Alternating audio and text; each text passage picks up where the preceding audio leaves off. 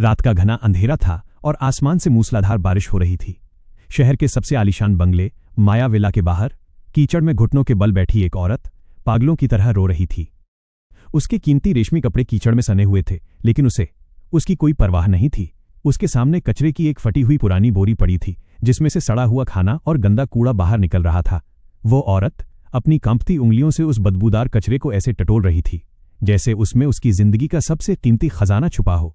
उसकी आंखों से गिरते आंसू बारिश के पानी में मिल रहे थे। वो बार बार एक ही नाम पुकार रही थी, रामू काका, मुझे माफ कर दीजिए। पर अफसोस, माफी मांगने का वक्त शायद अब हाथ से निकल चुका था। क्या आपको लगता है कि पछतावा इंसान के किए हुए पापों को धो सकता है? अपनी राय कमेंट में जरूर लिखें। माया एक बहुत बड़ी बिजनेस साम्राज्य की मालकिन थी। उसके लिए वक्त का मतलब पैसा था और पैसे का मतलब पावर। वो अपने आलीशान बंगले में रहती थी, जहां परिंदा भी उसकी इजाजत के बिना पर नहीं मार सकता था। उसी बंगले के बाहर पिछले 10 सालों से एक बूढ़ा कचरा उठाने वाला, जिसे सब रामू काका कहते थे, रोज सुबह अपनी टूटी हुई साइकिल लेकर आता था। रामू काका के चेहरे पर झुर्रियों का जाल था और हाथ मेहनत से सख्त हो चुके थे, लेकिन उनकी आंखों में एक ऐसी सच्चाई थी जिसे माया जैसा अहंकारी इंसान कभी नहीं देख पाया। माया को रामू काका से चिढ़ थी। उसे लगता था कि ये गरीब लोग सिर्फ गंदगी फैलाते हैं। एक दिन जब रामू काका को आने में थोड़ी देर हो गई तो माया ने उन्हें बीच सड़क पर बुरी तरह जलील कर दिया। अपनी ये सड़ी हुई बोरी और अपनी गरीबी मेरे गेट से दूर रखा कर। कल से अगर देर हुई तो सीधा पुलिस के हवाले कर दूंगी, माया ने चिल्लाते हुए कहा था। रामू काका ने बस हाथ जोड़े और चुपचाप वहां से चले गए। उस रात माया एक बहुत बड़ी बिजनेस पार्टी से लौटी। उसने करोड़ों की कीमत वाला हीरों का हार पहना था। वो हार उसकी शान था। रात को उसने वो हार उतारकर मेज के किनारे रखा, लेकिन सुबह वो गायब था। माया का दिमाग सुन्न हो गया। उसने पूरे घर को सर पर उठा लिया। तभी उसकी नजर खिड़की के बाहर गई, जहां रामू काका हमेशा की तरह कूड़ा उठा रहे थे। माया के मन में शक का जहर फैल गया।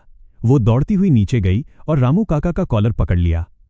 उसने चिल्ला चिल्लाकर पूरे मोहल्ले को इकट्ठा कर लिया और उन पर चोरी का इल्जाम लगा दिया।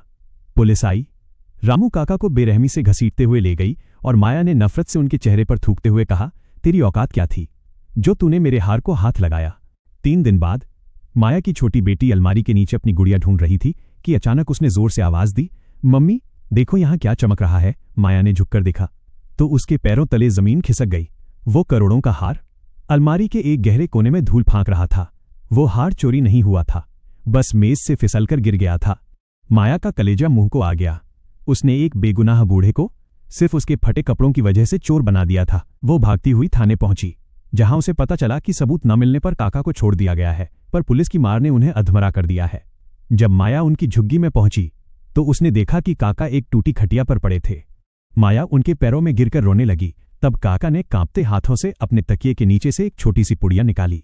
उसमें हार का वो छोटा सा हीरा था जो गिरने की वजह से टूट गया था। काका ने धीमी और लड़खड़ाती आवाज में कहा, बिटिया, उस दिन ये पत्थर मुझे कचरे में मिला था। मैं इसे लौटाने ही आ रहा था कि पुलिस ले गई। मुझे लगा ये हीरा आपके पास नहीं पहुंचा तो आपका हार अधूरा रह जाएगा। माया की चीख निकल गई, जिसे वह कचरा उठाने वाला समझकर दुत्कार रही थी। वो अपनी तबाही के बाद भी उसकी अमानत बचाने की फिक्र कर रहा था। उस रात माया को समझ आया कि असल कचरा रामू काका की बोरी में नहीं, बल्कि उसके अपने घमंडी दिमाग में भरा था। इंसान की कीमत उसके लिबास से नहीं, उसकी नीयत से होती है। हीरे की असली चमक तिजोरी में नहीं, ईमानदार दिल में होती है। अगर कहानी ने दिल छुआ हो तो उस फरिश्ते के लिए एक लाइक और सब्सक्राइब जरूर करें।